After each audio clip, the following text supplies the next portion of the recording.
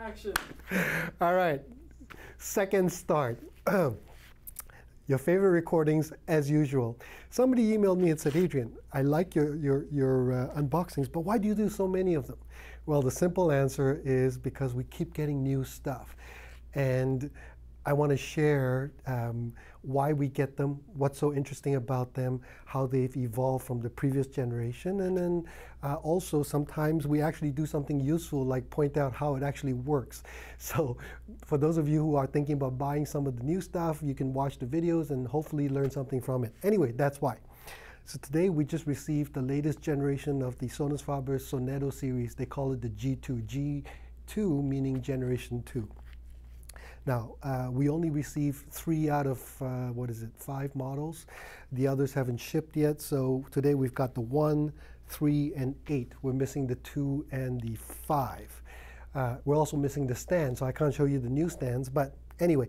And also later on the boys will show you a B-roll that compares the physical differences between the G2 series and the G1 series. I have my gloves on, but I'm actually going to be doing very little of the physical work, only helping because I somehow re-injured one of my forearms. So Curtis over there, he's our new torturee, will be doing most of the heavy lifting. Usually Curtis and David's behind the cameras, they do all the video editing and I do all the hard work, but today I'm actually going to physically get them to help. So Curtis, why don't we unbox this, the G2 Sonetto ones.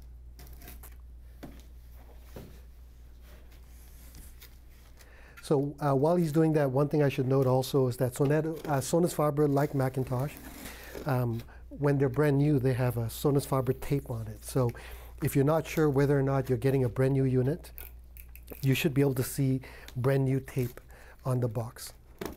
There we go. So it's double boxed. That's good. All right. So first thing, it comes with a piece of, it looks like microfiber cloth. While he's doing that, I'm just going to open it and see. Oh, come on in, come closer so you can see how it looks. All right, so it comes with a microfiber cloth and also 2 pads of 3M, I guess it's sort of rubber feet, isolation feet. This is, I guess, the stick on the bottom of the speaker in case you're not using the stands. It'll just sit on top of a credenza or a bookshelf and so on. Yeah, you can see it just peels off, all right? Okay, now, so just looking at the top, this physically looks quite different than the original generation. All right, so just pull one out first, yes. There you go, yep. Not so easy, is it? All right, so, you know what, we can put it on the top here. Yeah, we can put it around the top here.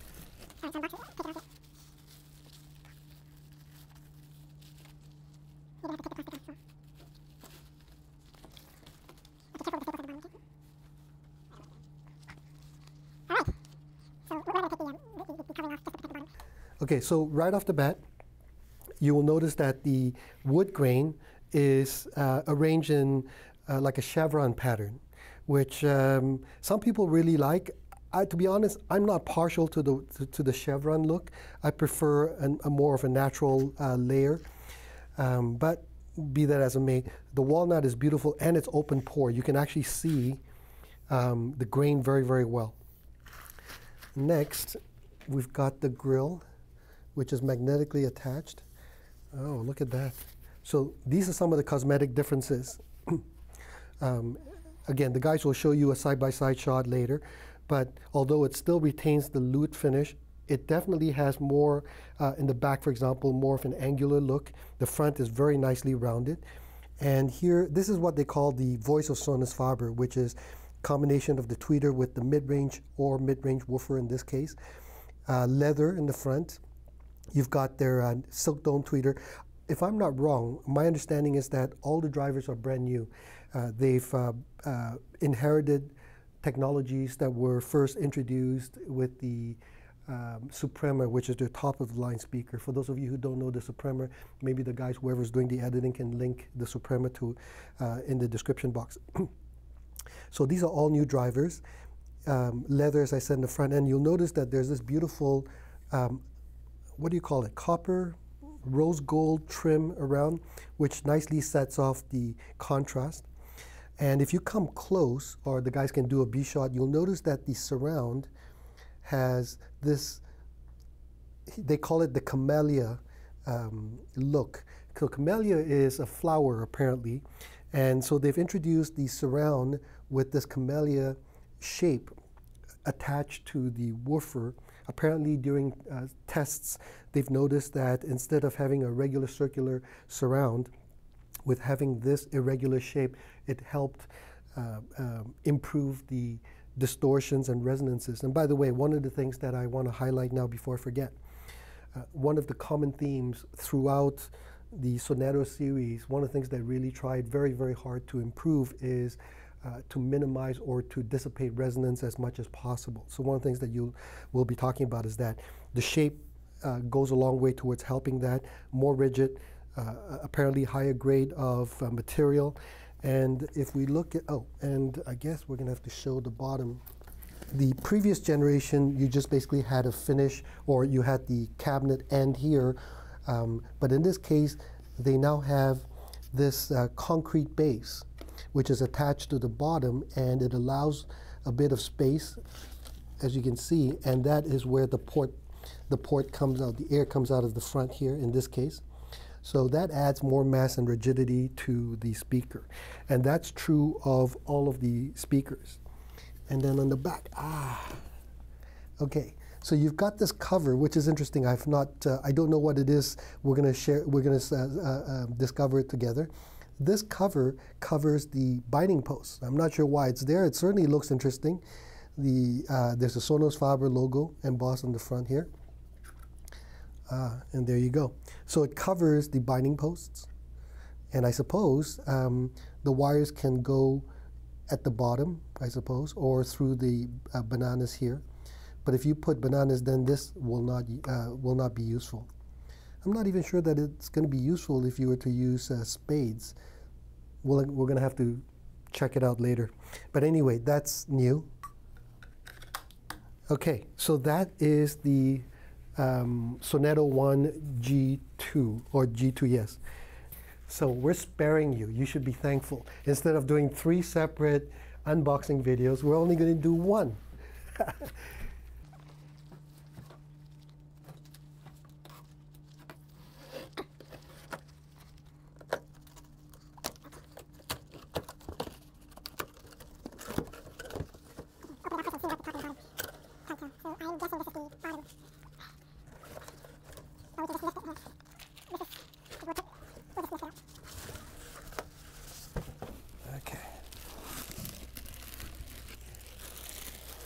Okay, we guessed right. Okay, so this is the top, and I believe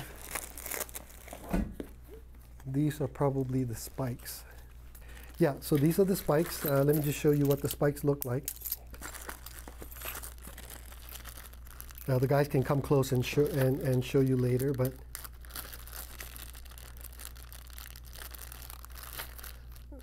nicely machined. I want to say aluminum, could be steel or nickel finish, it looks like. Very nice. And it comes also with a nut and floor protectors. So just like that. Anyway, the guys will show you later. And it also comes with the same 3M floor protectors, it looks like. Oh, maybe not. What is this? Oh, it is, yeah. Same 3M floor protectors.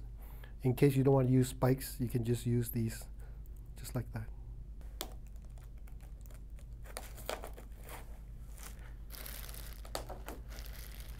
Okay, and then you separate it.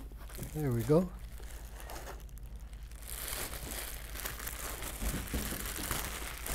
From the bottom.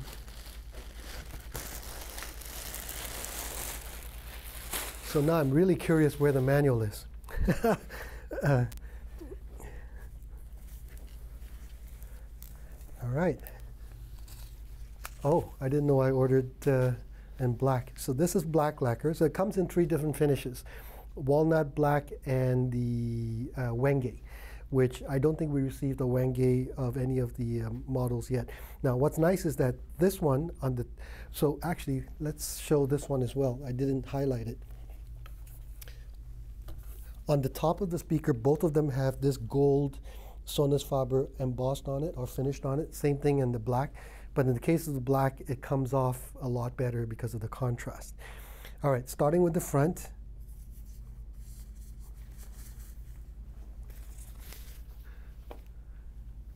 So this is a 2.5-way speaker.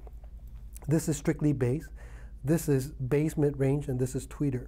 And again, same as the small one, the Sonetto 1, the surround has the camellia pattern on the surround. Same thing over here, and then the tweet over here. So again, this is the bass mids, this is strictly bass.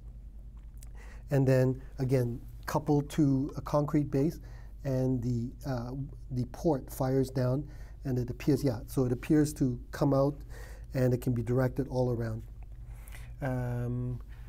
And then on the back,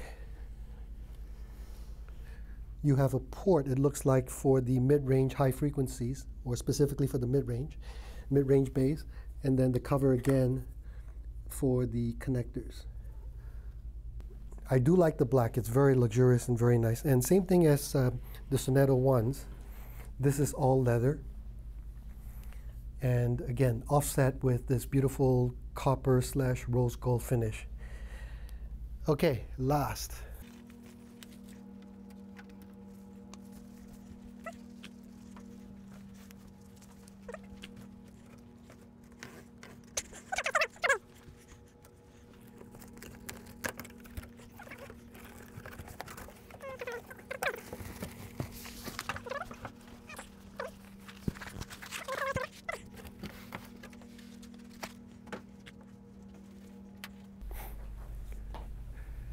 Keep looking for the manual. It's going to drive me crazy now.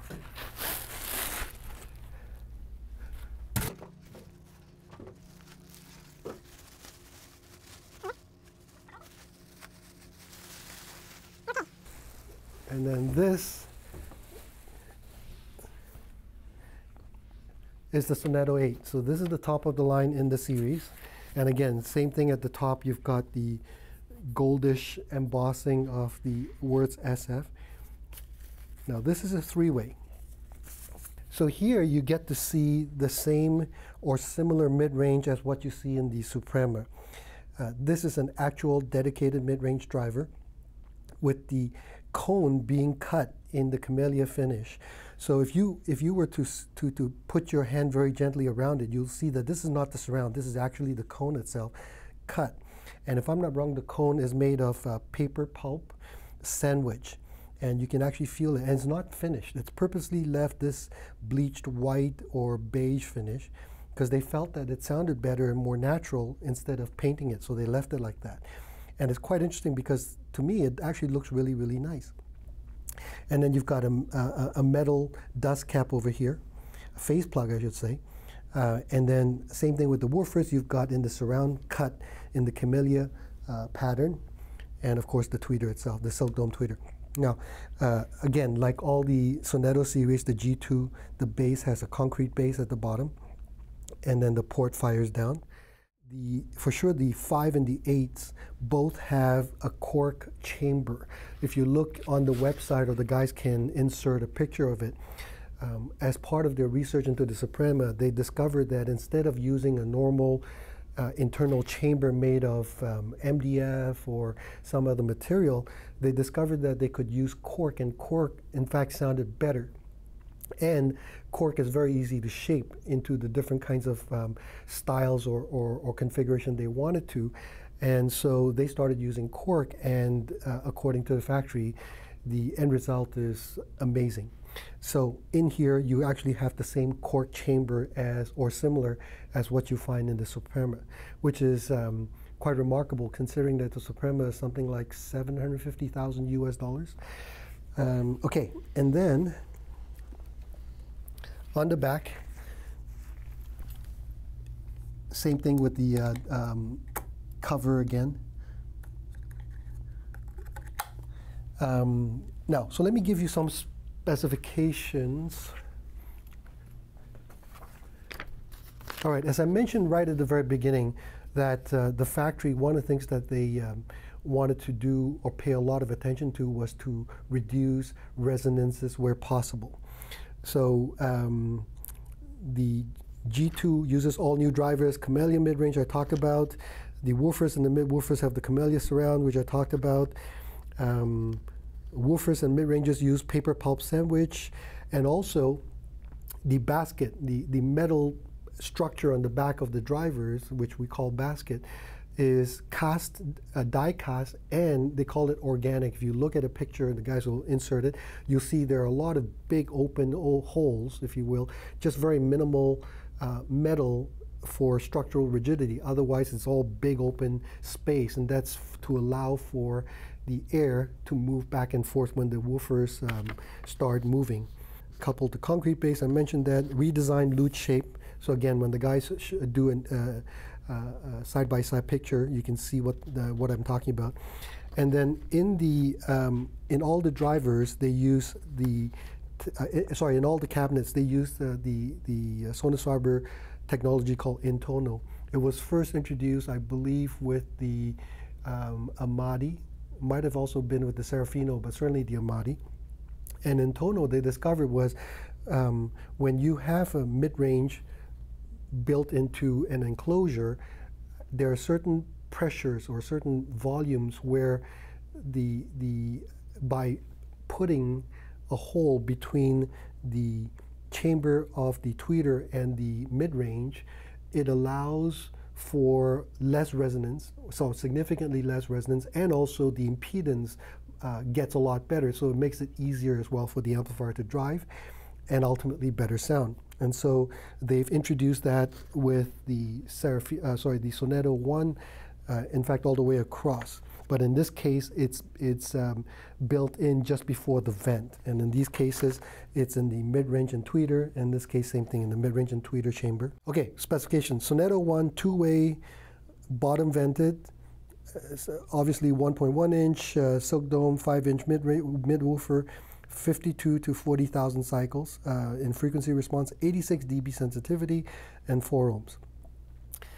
Then the Sonetto 3 is 2.5 way, I mentioned that, 6.5 inch mid woofer and 6.5 inch woofer, 38 to 40. So they claim that this driver, this new speaker, even though it's not a big speaker, it's substantially more powerful than the way it looks. Now we've got the Sonetto 3, the original version, and if memory serves, that's a much smaller or at least much shorter speaker. Again, the guys will show you that. And then finally, three-way. I mentioned the cork chamber, organic baskets, downfiring port, 33 to 40,000 cycles, 90 dB sensitivity, and 4 ohms. So it should be quite easy to drive.